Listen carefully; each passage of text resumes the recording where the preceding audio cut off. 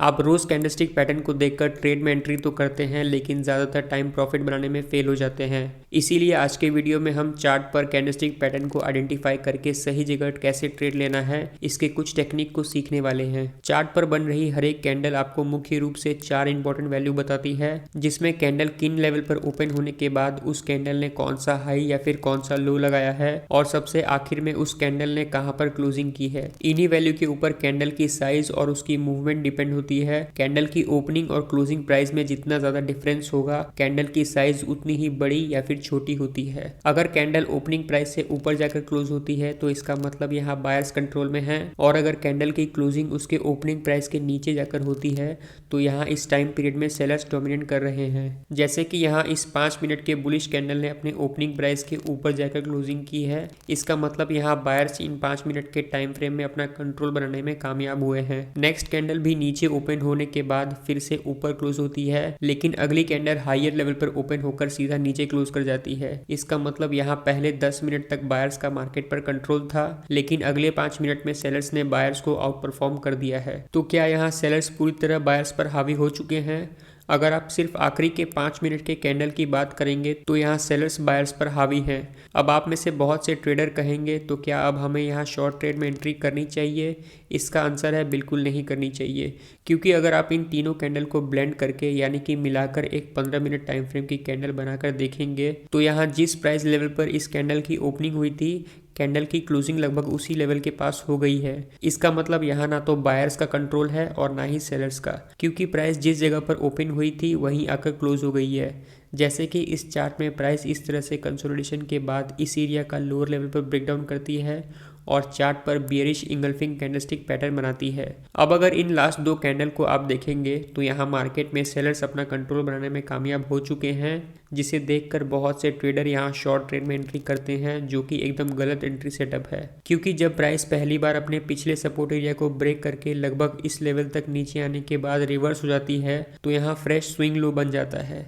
इसका मतलब इस एरिया में अभी भी कुछ बायर्स हैं जो मार्केट को नीचे नहीं ले जाने देना चाहते, यानी कि अगर मार्केट को नीचे जाना है तो कम से कम इस लेवल के नीचे कैंडल की क्लोजिंग होना जरूरी है। लेकिन अगली कैंडल नीचे जाने के बजाय ऊपर निकलती है और नेक्स्ट कैंडल से प्राइस जिस एरिया से रिजेक्शन लेकर नीचे गई थी उस लेवल के ऊपर जाकर इस कैंडल की क्लोजिंग हो जाती है। यानी यहाँ सेलर्स प्राइस को नीचे रखने में पूरी तरह फेल हो चुके हैं, जिस कारण मार्केट ने यहाँ नीचे के बायर्स की लिक्विडिटी को स्वीप करने के बाद हायर लेवल पर मौजूद लिक्विडिटी को ग्रैब कर लिया है। इस चार्ट में इस लेवल पर सपोर्ट एरिया भी है, जहां से मार्केट ने ओपनिंग के टाइम सपोर्ट लेकर ऊपर की तरफ एक एग्रेसिव मूव किया था।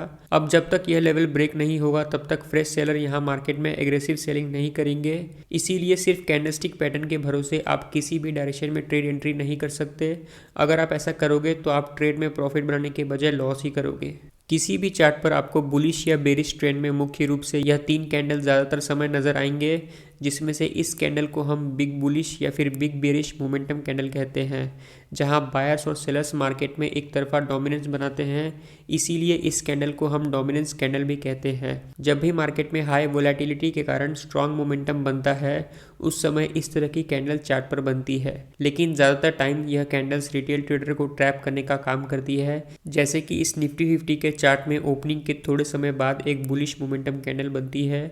अब क्योंकि यह कैंडल प्राइस के एक जगह कंसोलिडेशन करने के बाद बनती है, इसीलिए बहुत से रिटेल ट्रेडर इसे एक रेंज ब्रेकआउट कैंडल मानकर यहाँ ब्रेकआउट पर लॉन्ग ट्रेड में एंट्री करते हैं, लेकिन कुछ ही समय में प्राइस नीचे जाते हुए इनका स्टॉप लॉस हिट कर देती है, जिससे वह अपने पहले ट्रेड में लॉस कर देते हैं। प्राइस कुछ देर तक नीचे जाने के बाद एकदम से पहले की तरफ फिर से एक बड़ी मोमेंटम कैंडल चार्ट पर बनाती है, जिससे प्राइस अब की बार जरूर रिवर्स होकर ऊपर जाएगी यह सोचकर फिर से आप दूसरी बार ट्रेड में एंट्री कर लेते हैं। लेकिन इस बार भी मार्केट नीचे जाकर आपका स्टॉप लॉस खा जाता है, जिससे आप फ्रस्ट्रेट हो जाते हैं। अब क्योंकि आप यहाँ ऑलरेडी 2 बार अपना स्टॉप लॉस हिट करा चुके हैं, इसीलिए आप इस रेंज का जब तक ब्रेकआउट नहीं होता तब तक ट्रेड एंट्री ना करने का मन बनाकर ब्रेकआउट का वेट करते हैं। कुछ देर बाद मार्केट आपके एनालिसिस के अनुसार इस रेंज को ब्रेक करने के लिए वही बिग बुलिश मोमेंटम कैंडल बनाता है, और जैसे ही आप यहाँ लॉन्ग ट्रेड में एंट्री करते हैं प्राइस तेजी से नीचे चली जाती है। अब सिर्फ इस एक कैंडल की वजह से आप एक ही दिन में 3 बार ट्रैप हो चुके हैं। बिग इंस्टीट्यूशनल ट्रेडर मार्केट में पैनिक क्रिएट करके रिटेल ट्रेडर के मन में फोमो बनाने के लिए इन कैंडल्स का इस्तेमाल करते हैं, उन्हें इमोशनली ब्लैकमेल करते हैं, जिससे वह ना चाहते हुए भी इन कैंडल्स को देखकर ट्रेड में एंट्री करते हैं, जिससे चार्ट पर लिक्विडिटी जनरेट होने के कारण बिग इंस्टीट्यूशनल ट्रेडर को अपने ऑर्डर लगाने में आसानी होती है। इसीलिए जब भी आपको चार्ट पर नॉर्मल कैंडल से बहुत बड़े साइज की कैंडल बनते हुए नजर आए तो हो सके तो आपको इनसे दूर ही रहना चाहिए। यह कैंडल 10 में से सिर्फ एक ही बार आपको प्रॉफिट बनाकर देती है। चलिए अब अगली कैंडल को समझते हैं। इस कैंडल को रिवर्सल कैंडल कहते हैं, जिसे बहुत से लोग हैमर कैंडल या फिर इन्वर्टेड हैमर कैंडल के नाम से भी जानते हैं। इस कैंडल में कैंडल बॉडी के मुकाबले कैंडल की विक बहुत ज़्यादा बड़ी होती है, जो कि प्राइस की रिजेक्शन को रिफ्लेक्ट करती है। जैसे कि इस निफ्टी 50 के 5 मिनट के टाइम फ्रेम के चार्ट पर प्राइस हायर लेवल से रिजेक्शन लेकर लगभग 25,000 की साइकोलॉजी एरिया के पास आते समय चार्ट पर इस तरह से लॉन्ग लोअर विक बनाकर रिजेक्शन कैंडल बनाती है। अब इस तरह की कैंडल में प्राइस एक लेवल पर ओपन होने के बाद उस ओपनिंग लेवल से नीचे जाती है, लेकिन लोअर लेवल से रिजेक्शन फेस करने के कारण फिर से अपने ओपनिंग प्राइस के आसपास आकर क्लोज हो जाती है। इसका मतलब यहाँ सेलर्स ने सबसे पहले प्राइस को नीचे पुश किया मगर लोअर लेवल पर क्लोज करने में फेल हो गया, यानी कि यहाँ बायर्स मार्केट में एंट्री कर चुके हैं और वह प्राइस को ऊपर ले जाने में इंटरेस्टेड हैं। अब यहाँ चार्ट पर लगभग 3 बार बायर ने प्राइस को लोअर लेवल से ऊपर पुश करने की कोशिश की है। साथ ही यहाँ नीचे आते समय कैंडल की साइज छोटी होती जा रही है। इसका मतलब यहाँ सेलर्स धीरे धीरे अपना कंट्रोल खो रहे हैं। अब अगर प्राइस अपने लास्ट रेड कैंडल के ऊपर क्लोज होती है तो हम यहाँ रिवर्सल ट्रेड प्लान कर सकते हैं। कुछ ही देर बाद प्राइस इस रेड कैंडल के ऊपर क्लोज होती है, जिससे हम यहाँ एंट्री बना सकते हैं। अब क्योंकि यहाँ बायर्स ने सेलर्स को आउट परफॉर्म कर दिया है, इसीलिए प्राइस तेज़ी से ऊपर निकल जाती है। बियरिश रिवर्सल में इसका एकदम उल्टा होता है, जिससे हायर लेवल से रिजेक्शन लेकर प्राइस नीचे आती है। जब मार्केट किसी की लेवल के पास आकर इस तरह से सपोर्ट एरिया में लोअर साइड में और रेजिस्टेंस एरिया में हायर साइड में लॉन्ग विक कैंडल चार्ट पर बनाता है तो इसका मतलब यहाँ रिवर्सल आने के चांसेस सबसे ज़्यादा है। लेकिन जब तक प्राइस अपने रेंज को ब्रेक नहीं करती तब तक आपको रिवर्सल ट्रेड में एंट्री नहीं करनी है, और साथ ही एंट्री करने के बाद जब तक कोई कैंडल इन रिजेक्शन एरिया के बाहर क्लोज नहीं होती तब तक आपको अपने ट्रेड में बने रहना है, क्योंकि यह एरिया आपके लिए सपोर्ट की तरह काम करेगा, आपके स्टॉप लॉस को प्रोटेक्ट करता है। इसीलिए आपको अपने स्टॉप लॉस को स्ट्रिक्टली होल्ड करके रखना है।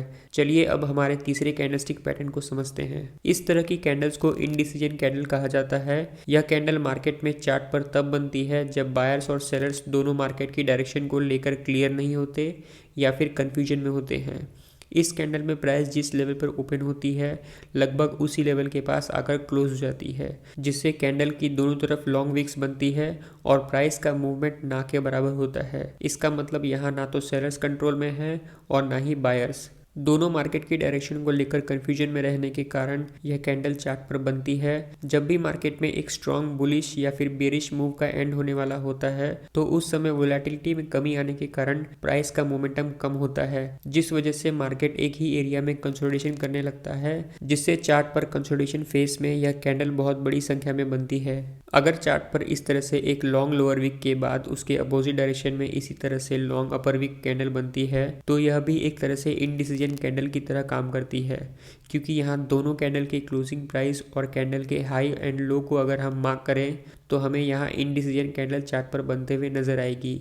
इसका मतलब यहाँ सबसे पहले बायर्स मार्केट को ऊपर पुश करते हैं, जिससे यह कैंडल बनती है और हायर लेवल से सेलर्स फिर से प्राइस को नीचे लाकर अपने ओपनिंग प्राइस के आसपास क्लोज कर देते हैं, जिससे चार्ट पर यह दूसरी कैंडल बनी है। यानी कि यहाँ सेलर्स और बायर्स दोनों मार्केट को कौन से डायरेक्शन में आगे बढ़ाने वाले हैं इसे लेकर कंफ्यूजन में है।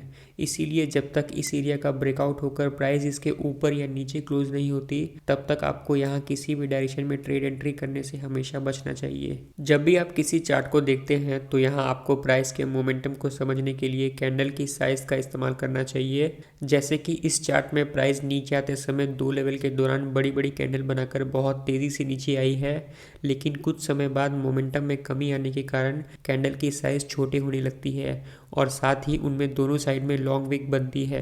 इसका मतलब यहाँ सेलर्स फ्रेश सेलिंग पोजीशन बनाने में कम इंटरेस्टेड हैं, जिस कारण यहाँ मार्केट के मोमेंटम में कमी आई है, जिससे अब यहाँ से मार्केट फिर से उसी मोमेंटम को कंटिन्यू करके नीचे जाने की संभावना कम हो जाती है।